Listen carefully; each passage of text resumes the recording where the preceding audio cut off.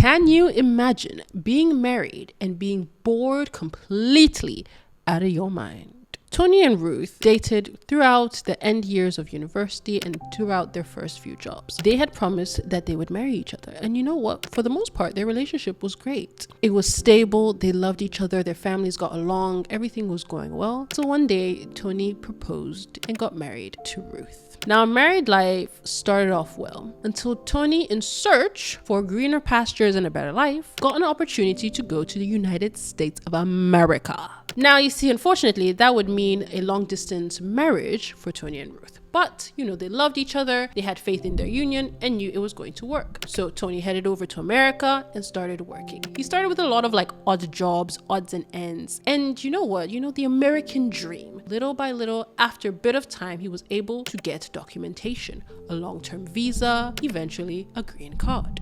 Of course, with that green card, he now wanted to invite his wife over. He and Ruth had been married for several years at this point, and so getting his spousal visa and his wife to come over took a little bit of time, but they succeeded. Now, Tony was doing a few odd jobs, right? He was doing a lot of grunt work jobs and was slowly rising through the ranks. Unfortunately, Ruth also had to do the same. So they've now both moved to the States. They're doing okay. They're managing. Little by little, they're growing. 3 years down the line, Tony and Ruth have a child. They have a beautiful 1-year-old, and Tony is a full-time truck driver. Ruth has been able to also do little odd jobs over the years, and they have finally moved into their forever home. They live, in the suburbs. They're doing well. They're surrounded by other wealthy families. And you know what? Their status is slowly rising. They've been in America for 5 to 7 years now, and they feel American. They feel like they've settled. They feel like life is making sense. Tony, he's working long hours, but he makes good money. If you didn't know, blue-collar jobs, truckers, builders, they make good money. So Tony was able to create a life that Ruth didn't have to stress too much. She could take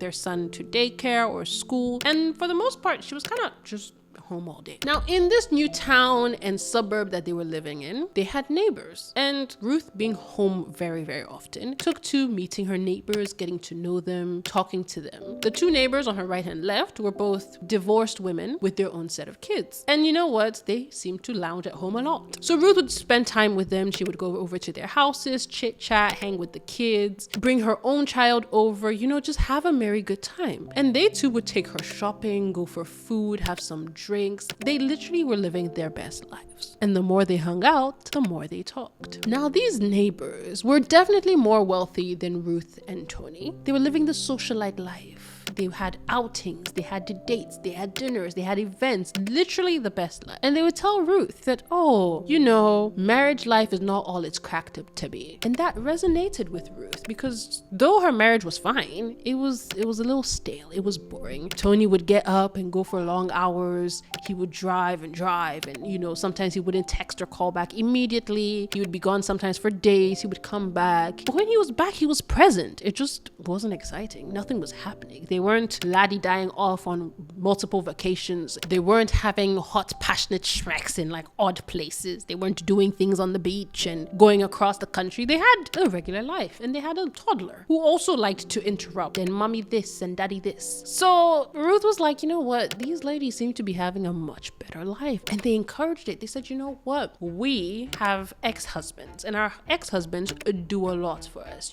They pay child support. Our kids are taken care of. They pay alimony. Rich husband means a lot of money for the ex-wife. They were taken care of, except for they also had the freedom. They could go out, they could go shopping, they could go on dates. And men liked women who were divorced women. Why? Because you've already been married once before, you already have your kids, you like a chill life, no responsibilities, just good times. And with each passing encounter and moment that Ruth spent with these ladies, she was, kind of buying into this ideology, this lifestyle, this fun that they were inviting her to. They said, look, we've been married to some of the richest men around, and that didn't work. It didn't do it for us. So why are you still married?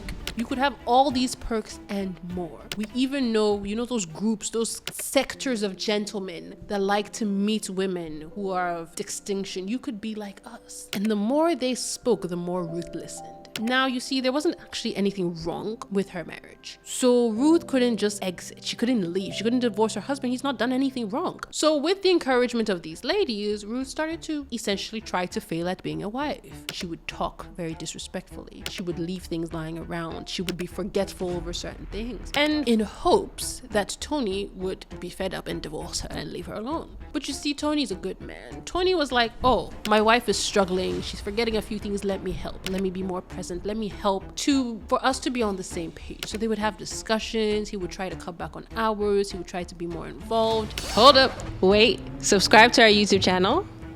Now let's go back to the show. And Ruth was just like, boss man, please no, this is not what I'm trying to get you to do. So again, she would do little things. Start an argument here, forget to cook a meal here, go out and come back really late here, forget their son at school, like just crazy things. And all of the time, the ladies were encouraging her that, look, at this point, just divorce him. Just divorce him, just divorce him. And she said, no, our families know each other. Everything's been going well. What excuse would I give them that I'm leaving this man? Aside that, I want a better life. I want to find myself. Until one day she found it. She started an argument with Tony. He came home tired and exhausted. She was frustrated. There had been a letter in the mail, a bill needed to be paid, and she blew up. She started arguing that all the hours he spends away from her, he can't even make sure that all the bills are paid. Why are they getting a notice on a bill? Is it late? What is happening? And Tony also started getting frustrated because at this point, Ruth had been neglecting her own duties. Miss Ma'am, why are you shouting at me? Why are you arguing with me? Why are you not being the woman I married? And so they went back and forth. They're arguing left, right, and center. Everything is an issue. Everything is a problem. Until finally Tony cracks and raises his hand in frustration. Ruth shouts and said, oh my good Lord, you were going to smack me. You threatened to hurt me. I cannot stand this. I am so done with you. You have threatened physical harm. In the moment, Tony was shocked. Like, how could he have done that? Like, how could he get so angry that he had potentially threatened physical harm onto his wife? Ruth said, this is it. This is the end. I'm filing for divorce because you have threatened to bait me. And so it happened. Ruth filed for divorce papers, threatened all sorts of things, listed all sorts of instances. And at this point, Tony was frustrated. He was like, you know what, it's fine, let's divorce. Eventually, after 6 months with back and forth, judges, child support, alimony payments, where's the child going to live, where's Ruth going to live, they finally settled on everything. Tony was going to be paying child support as well as alimony. So child support for the child and then alimony for his ex-wife Ruth, because he was the breadwinner and so she didn't have a job. So he was going to be doing that. Those were the keys to heaven for Ruth. Tony had to move out of the house, so Ruth stayed in the same house surrounded by her same neighbors, and she was living her best life. So she went to the friends and the neighbors and said, oh my gosh, you guys, I'm now divorced, everything is settled, he's supposed to pay me a certain amount of money as well as child support, I'm cruising. And the friends said, great, join us. And of course, Ruth joined them. How did she join them? She started going out. Ooh, the country club. Ooh, for brunch. Ooh, we're going for dinner. Ooh, we're going to clubs. And she was living her best life. At the same time, the friends introduced her to a few gentlemen. The first gentleman was an older man in his late 60s, early 70s.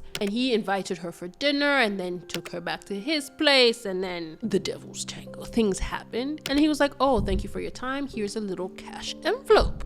And I mean, the cash envelope was a little hefty. And Ruth decided that, you know what, this is making sense. The following 2 nights, she went on different dates with different men. And again, a great evening, a great night, and another cash envelope. Everything was great. She could hire a nanny. She could pay for daycare. She could send her child to school and have all the free time of her life. But you see, 3, 4, 5, 6 months down the line, Ruth sat in her house and started to think. Ruth could barely recall the number of men she'd been intimate with in the past 6 months. She couldn't even recall how many she had seen with her own 2 eyes, how many dates she'd been on. And that started to make her feel really icky because she'd been married for almost 10 years and now she was just kind of gallivanting around town. Not only that, but the money they were giving her never seemed to last. Like, she would get money today and suddenly have to pay for 1, 2 things and the money was gone. The money wasn't sustainable. She couldn't say that, oh, thanks to all the dating and men she'd been with, she now was a millionaire. She wasn't. She was still living the same and actually losing money. Because let's be honest, the dresses, the cars, the locations, the upkeep was an expensive venture. So she's starting to look at her friends more closely. The ladies she now surrounded herself with, what did they really own? and asked a few questions, and there is when the truth came out. The ladies were living a lavish life, yes, but they didn't own anything. The cars they drove, the houses they were in, even the school fees of their kids were all paid for. If any of the men they were dallying with decided to pull the rug and take back their money, they would have nothing. And that is the situation in which Ruth was in now. She had the house, but no job, no career, nothing to her name. She had relations with men, none who cared about her, none who wanted to see her happy, none who wanted to care how old her child was this morning, none who wanted to discover what he had learned in school today. So what was she to do now? Ruth sat down and pondered a little bit, trying to figure out what had her life come to. She thought of Tony. She wasn't sure where he was, but then she realized that their marriage had been great. It was boring, but she had someone who came home to her every single night. Someone who cared about the little things that happened in her day or in their son's day. She had somebody who gave money not because he could, but because he wanted her to have something nice. He wanted her to be happy. Now, as she sits alone pondering the decisions she's made, she's contemplating reaching back out to Tony, seeing if maybe, just maybe, they could fix or repair their marriage. But she's not sure that's a possibility. What exactly is she supposed to do next? Now that's an entangled web. Let us know your thoughts down in the comments section. Don't forget to like, comment, share, and subscribe to our YouTube channel at Entangled Web Stories. And I'll catch you in the next one. Bye!